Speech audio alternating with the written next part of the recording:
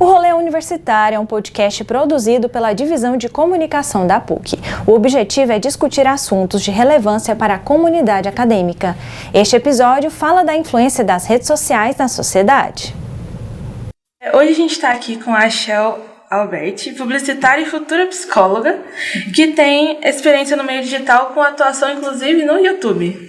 Recebemos também o Renato Violi, nutricionista e jornalista da PUC TV, para um bate-papo sobre o assunto.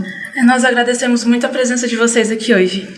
Bom, para a gente começar esse papo, e dirigir assim, a primeira pergunta para a Shell como futura psicóloga, né? Já daqui a uns meses, como publicitária também.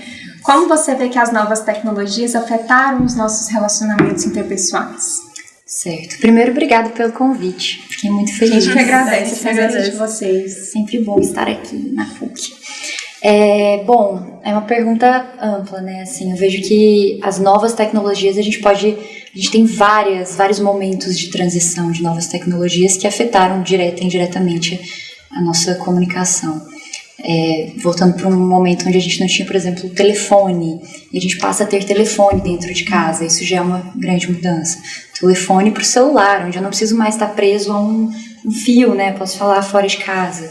Depois para um celular com SMS, depois com WhatsApp, e hoje esse boom, né, de redes sociais e dessas coisas, eu acho que principalmente nessa última etapa tem uma maximização mesmo da comunicação, no sentido não só de estarmos recebendo muita informação e nos comunicando a todo momento, mas também com a possibilidade de fazer isso com múltiplas pessoas quase que ao mesmo tempo, né? Quando eu estou nessa sala, estamos nós quatro e as pessoas atrás das câmeras conversando, e se limita a isso aqui.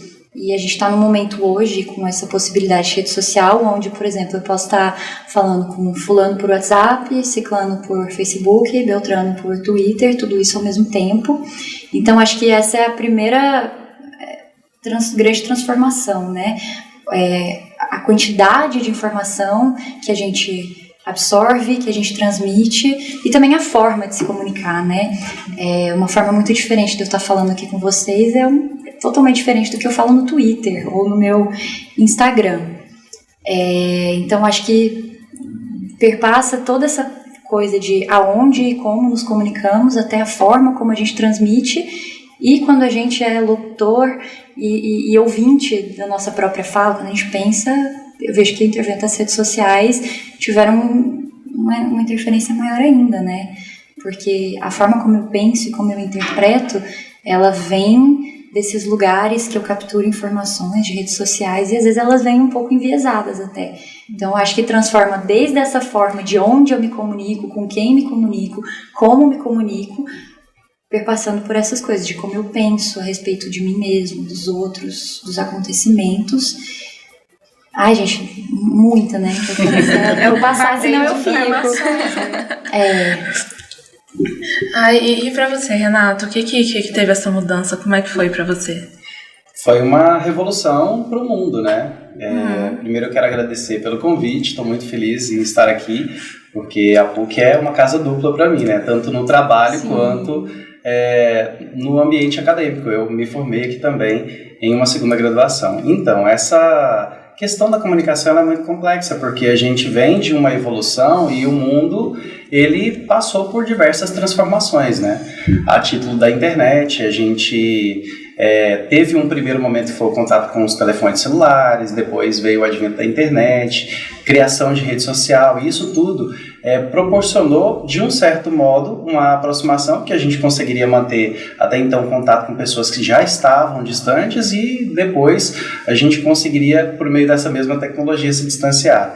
Então, assim, eu penso que é uma situação que tem um caminho de mão dupla aí, né, que a gente tem que avaliar todo o tempo esse contexto para que a gente não possa se perder, porque a comunicação, ao mesmo tempo que a gente consegue desenvolver ela por meio das tecnologias, a gente acaba se perdendo porque é informação demais ao mesmo tempo. E aí filtrar isso, para nós que somos da comunicação, às vezes é fácil, mas para aquela pessoa que é leiga, que está começando agora a entender um pouquinho sobre tecnologia, sobre a informação de uma forma geral, é um pouco mais lento esse processo e isso acaba sendo, de certa forma, um prejudicial.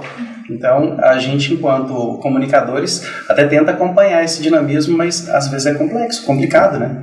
A questão da coletividade, como que vocês veem? Assim, as redes sociais, elas reforçam essa coletividade ou elas incentivam as pessoas a ficar nas suas bolhas, no seu isolamento? Eu acredito que as pessoas ficam mais no isolamento.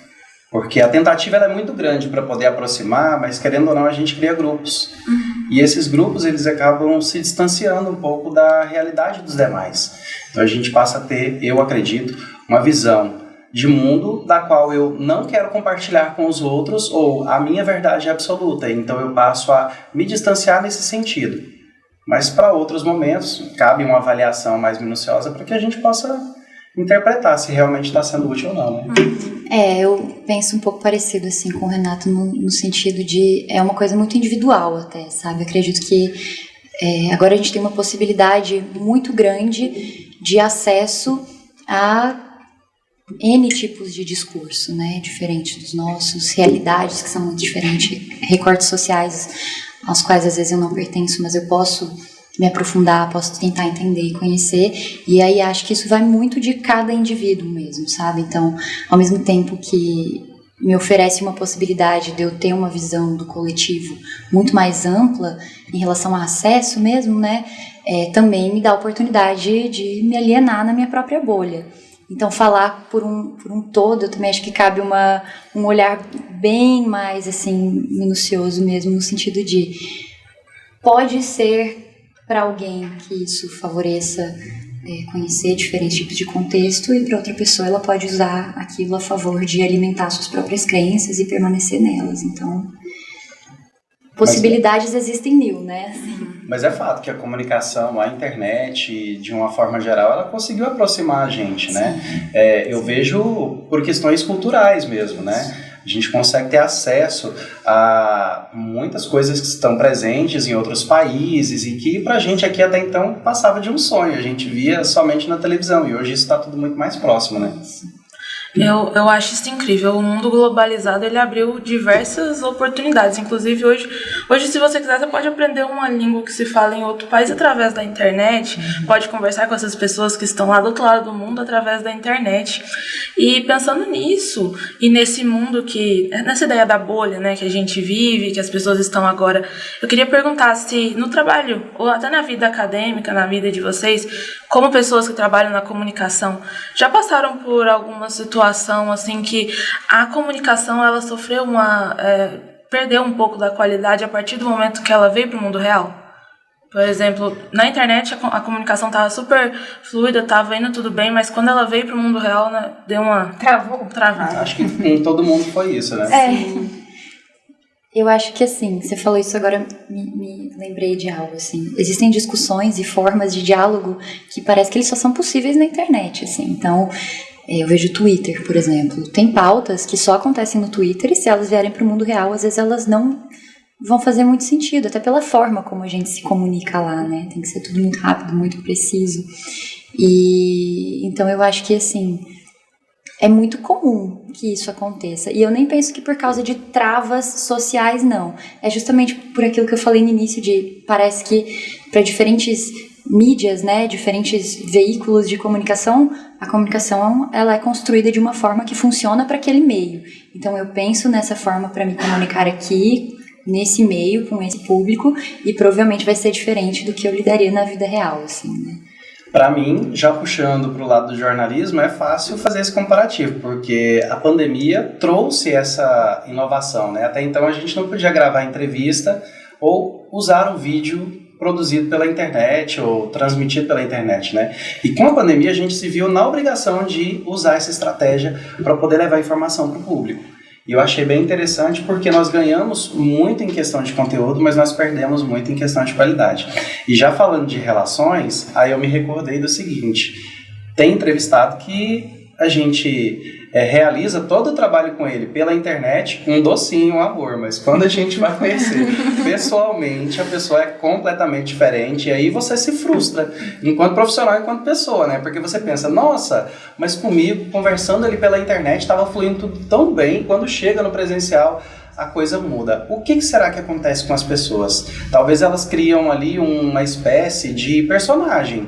Imagino que seja isso, né? Porque elas estão se mostrando, elas estão se colocando de uma forma, mas pessoalmente elas não conseguem manter aquele mesmo padrão, e isso acaba interferindo, porque a gente fica naquela ideologia, né? A pessoa se constrói de uma forma, se apresenta de outra. Isso, de fato, é confiável, não é confiável? Até que ponto eu posso acreditar? No meu trabalho, no dia a dia, eu penso que a gente tem que ser ainda mais melindroso para poder filtrar essa informação. Quem está do outro lado quer qualidade, e a nossa função é essa, né? Esse bate-papo continua ao longo da semana. O PUC Acontece fica por aqui. Muito obrigada pela sua companhia, um abraço e até amanhã.